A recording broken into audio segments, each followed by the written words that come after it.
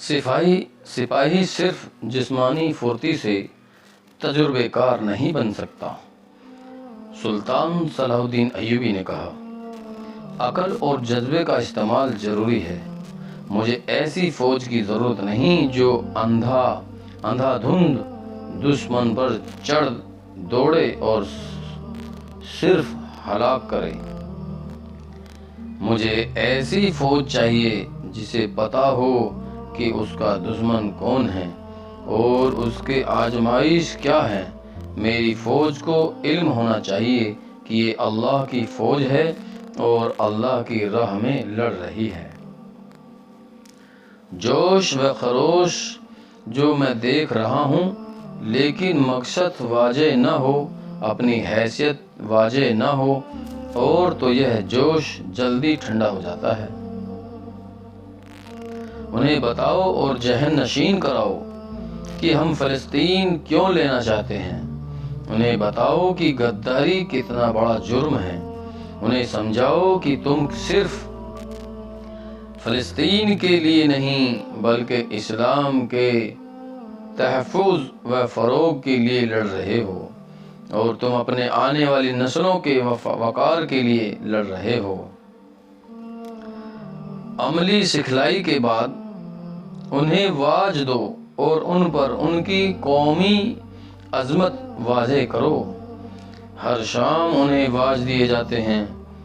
سالار اعظم ایک نائب نے کہا،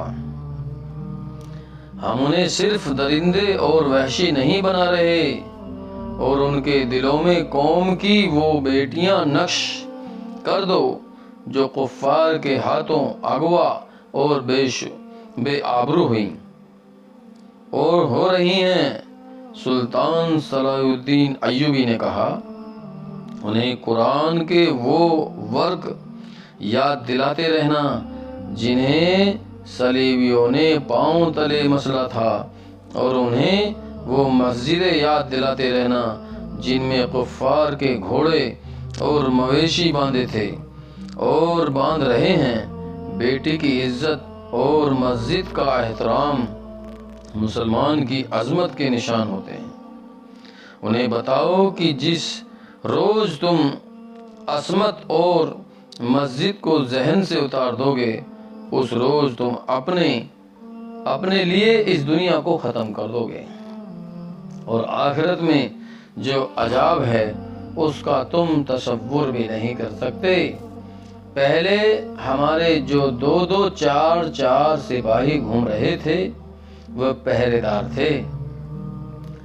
صلیبیوں کے جوابی حملے کا خطرہ موجود تھا، پھر بھی ٹریننگ کے اس علاقے میں ارد گرد پہرے کی ضرورت تھی۔ ان پہرے داروں میں سے ایک چوٹی پر جا رہے تھے، وہ رک گئے۔ انہیں ایک ٹیکری پر صلاح الدین ایوبی کھڑا نظر آ رہا تھا۔ ان کی طرف اس کی پیٹھ تھی، فاصلہ 200-250 گز تھا۔ ایک پہرے دار نے کہا، کمبخت کی پوری پیٹھ ہمارے سامنے ہے، اگر یہاں سے تیر چلا دوں تو اس کے دل کے پار کر سکتا ہوں، کیا خیال ہے؟ پھر بھاگ کر کہاں جائیں گے؟ اس کے ساتھی نے پوچھا۔ ہاں، دوسرے نے کہا، تم ٹھیک کہہ رہے ہو، اگر یہ لوگ ہمیں پکڑ کر جان سے مار ڈالیں تو کوئی بات نہیں، وہ ہمیں زندہ پکڑ کر ایسے سکنجے میں جکڑیں گے کہ ہمیں اپنے سب ساتھیوں کے نام بتانے پڑیں گے۔ یہ کام اس کے محافظوں کو کرنے دو۔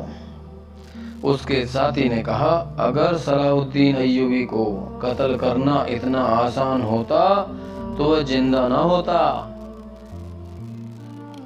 یہ کام اب ہو جانا چاہیے۔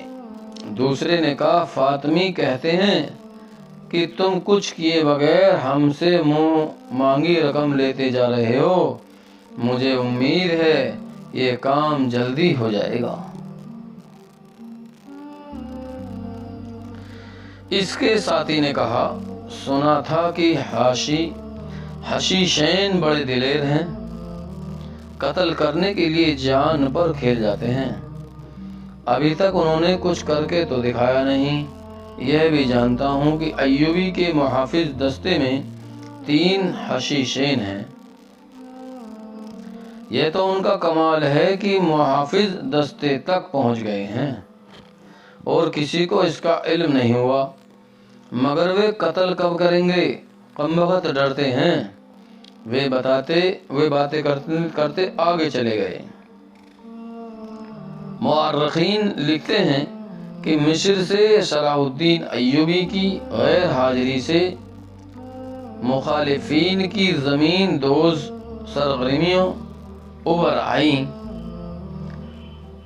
صورتحال ایسی پیدا کر دی گئی جسے معجزہ کی بھی سنبھال سکتا تھا۔ یہ ایک سازش تھی جو فاطمی خلافت کی معزولی اور تخریب کاروں کی گرفتاری کے بعد بظاہر دب گئی تھی، لیکن راکھ میں دبی ہوئی چنگاری کی طرح دہکتی رہی تھی۔ اس کی پشت پناہی کرنے والے صلیبی تھے اور اسے عملی جامہ پہنانے والے وہ مسلمان امراء تھے جن پر سلطان ایوبی کو بھروسہ تھا۔ صلیبیوں نے یہودی لڑکیاں حاصل کر لی تھیں جو عرب اور مصر کی زبان روانی سے بولتی اور اپنے آپ کو ہر رنگ میں ڈھال سکتی تھیں۔ مصر کی انتظامیہ کے متعدد حکام اقتدار میں حصے کے یا کلی طور پر خود مختاری کے خواہش مند تھے۔ ان میں قومی وقار اور جذبہ ختم ہو چکا تھا۔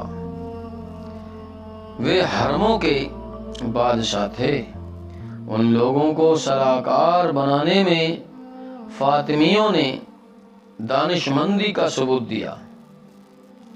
انہوں نے حسن بن صباح کے حشیشین کی خدمات بھی حاصل کر لی۔ اس وقت کے واقعہ نگاروں سے اسد الاسدی، ابن الاشیر، ابی ذر اور ابن الجوزی خاص طور پر قابل ذکر ہیں۔ لکھتے ہیں کہ صلیبیوں نے سوڈانیوں کو مدد دے کر انہیں مصر پر حملے کے لیے تیار کر لیا تھا۔ مصر میں جو تھوڑی سی فوج تھی وہ بغاوت کے لیے تیار کر دی گئی تھی۔ صلاح الدین ایوبی کے حامی سخت پریشان تھے کہ وہ قبل از وقت نہ پہنچا تو مصر ہاتھ سے نکل جائے گا۔ ان واقعہ نگاروں و 2 اور غمنام کاتبوں کے غمنام تحریروں سے ایک کہانی کی کڑیاں ملتی ہیں۔ ان میں قاہرہ کے محکمہ مالیات کے ایک بڑے ناظم خضر الحیات کا ذکر ملتا ہے۔ وہ خزانے کا بھی ذمہ دار تھا۔ دوسرے علاقوں کے جزیے اور تاوان وغیرہ کی رقمیں زکوٰۃ، سزا کے طور پر وصول ہونے والے جرمانے، عطیہ اور نظامات مصر کا تمام تر حساب کتاب اور پیسہ مالیات کے محکمے میں آتا اور خرچ ہوتا تھا۔ یہ بڑا ہی اہم اور نازک مقام تھا، محکمہ تھا۔ اس کے ناظم کا قابل اعتماد ہونا ضروری تھا۔ یہ سلطان صلاح الدین ایوبی کی خوش نصیبی تھی کہ خضر الحیات دیندار مسلمان تھا۔ ایک بار وہ باہر سے آیا تھا، اندر داخل ہوا اور اندھیرے کو چیرتا ہوا ایک تیر آیا جو خضر الحیات کی پیٹھ میں اتر گیا اور دل تک پہنچا۔ اس کی کربناک آواز سن کر ملازم باہر آیا، پھر گھر کے افراد باہر آئے۔ مشال کی روشنی میں خضر کو اوندھے منہ پڑے دیکھا۔ اتفاق سے کسی نے دیکھ لیا کہ خضر کی دائیں ہاتھ کی انگلی زمین پر تھی اور مٹی پر اس نے کچھ لکھا تھا۔ وہ مر چکا تھا۔ زمین پر اس نے لکھا تھا مصلح، پوری نہیں ہوئی تھی۔ مصلح اور ہا پوری نہیں ہوئی تھی۔ اس حرف کے گولائی کے نصف میں جا کر اس کی جان نکل گئی ہوگی۔ لاش اٹھائی گئی اور اس لفظ کو محفوظ کر لیا گیا۔ ایک آدمی کو کوتوال غیاث بلبیس کو بلانے کے لیے دوڑا دیا گیا۔ یہی کہا جا سکتا ہے کہ خضر نے مرتے مرتے مٹی پر اپنے قاتل کا نام لکھا تھا۔ غیاث بلبیس کوتوال بھی تھا اور مصر کی تمام تر پولیس کا حاکم اعلیٰ۔ یہ بھی صلاح الدین ایوبی کا قابل اعتماد حاکم تھا۔ علی بن سفیان کی طرح شہری جرائم کا ماہر سراغ رشاں تھا۔ بلبیس نے آتے ہی زمین پر لکھے ہوئے لفظ مصلح کو غور سے دیکھا۔ اتنے میں شہر کا نائب ناظم مصلح الدین خضر کے قتل کی خبر سن کر آ گیا۔ بلبیس نے اسے دیکھتے ہی زمین پر پاؤں رگڑ کر مصلح کا لفظ مٹا دیا۔ مصلح الدین چونکہ شہر کا نائب ناظم تھا، اس لیے کوتوالی کا محکمہ اس کے ماتحت تھا۔ اس نے بلبیس کو حکم کے لفظ سے کہا، قاتل کا سراغ صبح سے پہلے مل جانا چاہیے، میں زیادہ انتظار نہیں کروں گا۔ بلبیس نے اسے یقین دلایا کہ قاتل جلدی پکڑ لیا جائے گا۔ وہ وہاں سے چلا گیا۔ رات کو ہی بلبیس نے خضر الحیات کے نائب معاون اور اس کے دفتر میں ان افراد کو بلایا جو مقتول کے قریب رہتے تھے۔ وہ بتا سکتے تھے کہ قتل کے روز ان کی سرگرمیاں کیا رہیں۔ ان لوگوں سے اسے پتا چلا کہ آج شہری انتظامیہ کے حکام اعلیٰ کا ایک اجلاس تھا جس میں فوج کا کوئی نمائندہ نہیں تھا۔ خضر کا نائب اس کی مدد کے لیے اجلاس میں شریک تھا۔ اجلاس میں مالیات کے سلسلے میں فوج کے اخراجات زیر بحث آئے تو خضر نے کہا کہ بعض اخراجات روکنے پڑیں گے کیونکہ امیر مصر صلاح الدین ایوبی نے سبک میں بہت سی فوج بھرتی کی ہیں جس کے لیے کثیر رقم کی ضرورت ہے۔ نائب ناظم مصلح الدین نے اس کی مخالفت کی اور کہا کہ فوج کے اخراجات غیر ضروری ہیں۔ مزید فوج بھرتی کرنے کے بجائے ہمیں توجہ اس فوج کے مسائل کی طرف دینی چاہیے جو پہلے ہی ہمارے لیے ایک مہنگا مسئلہ بنی ہوئی ہے۔ اس نے بتایا کہ مصر میں جو فوج ہے اس میں بے ایمانی اور بدامنی پائی جاتی ہے۔ سبک سے جو مال غنیمت ہاتھ آیا ہے اس میں سے اس فوج کے لیے کوئی حصہ نہیں بھیجا گیا۔ خضر الحیات نے کہا، کیا آپ کو معلوم نہیں امیر مصر نے مال غنیمت تقسیم کرنے کی بدعت ختم کر دی ہے؟ یہ نہایت اچھا فیصلہ ہے۔ مال غنیمت سے لڑنے والی فوج کا کوئی قومی جذبہ اور مذہبی نظریہ نہیں ہوتا۔ اس مسئلے پر بحث ترش کلامی میں بدل گئی۔ مصلح الدین نے یہاں تک کہہ دیا، امیر مصر مصری سپاہیوں کے ساتھ اتنا اچھا سلوک نہیں کر رہا ہے جتنا شامی اور ترک سپاہیوں کے ساتھ کرتا ہے۔ اس نے غصے میں کچھ اور ناروا باتیں بات کہہ دی، جن کے جواب میں خضر نے کہا مصلح تمہاری زبان سے صلیبی اور فاطمی بول رہے ہیں۔ اس پر اجلاس ہنگامے کی شکل اختیار کر گیا اور برخاست ہو گیا۔ خضر الحیات کے معاون اور نائب نے بتایا کہ اجلاس کے بعد مصلح الدین خضر الحیات کے دفتر میں آیا۔ وہاں پھر ان میں گرما گرمی ہوئی۔ مصلح الدین خضر کو اس پر قائل کرنے کی کوشش کر رہا تھا کہ مصری فوج مطمئن نہیں۔ اس نے پھر وہی باتیں دہرائیں جو اس نے اجلاس میں کہی تھیں۔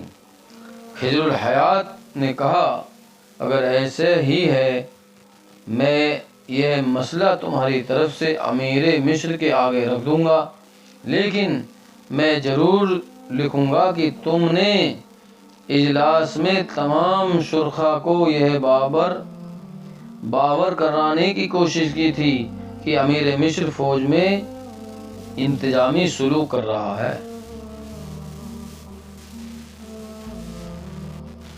امتیازی سلوک کر رہا ہے، اور میں یہ بھی لکھوں گا کہ تم نے ہمیں یقین دلانے کی کوشش کی صلاح الدین ایوبی نے سبق کا مال غنیمت ترکوں اور شامیوں میں تقسیم کر دیا ہے، اور میں یہ رائے ضرور دوں گا کہ تم نے جو الزامات لگائے ہیں انہیں سچ ثابت کرنے کی بھی کوشش کی ہے، اور فوج میں جو افواہیں دشمن پھیلا رہے ہیں ان کے متعلق تم نے کہا کہ وہ غلط نہیں بلکہ سچ ہے۔